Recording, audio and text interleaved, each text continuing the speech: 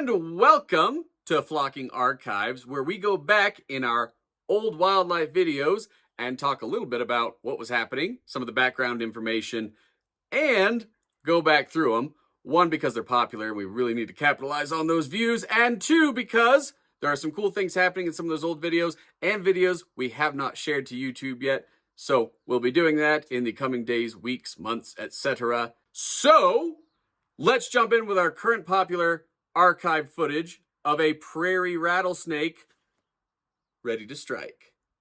So it's a real short clip, and what you're going to see in that short clip is a prairie rattlesnake fully S'd up, tail up. It's not rattling the tail in the video, it is just in ready to strike mode.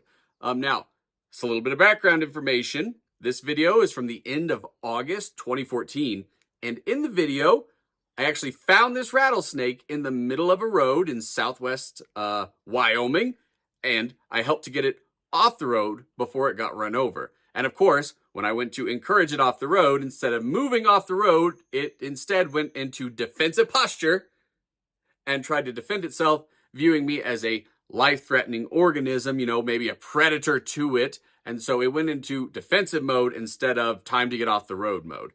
So I'm going to show you some other videos of what that rattlesnake did during that entire process, because it's not always easy to encourage a snake to get off the road without interfering a little too much. And I always try to encourage them to do it on their own without too much assistance, aka handling by a human. Now in this video, after I got the prairie rattlesnake off the road, what you're going to see is it actually balled up into a tight little ball with its coils on top of its head. So it had its base coil, its head, and then other coils on top.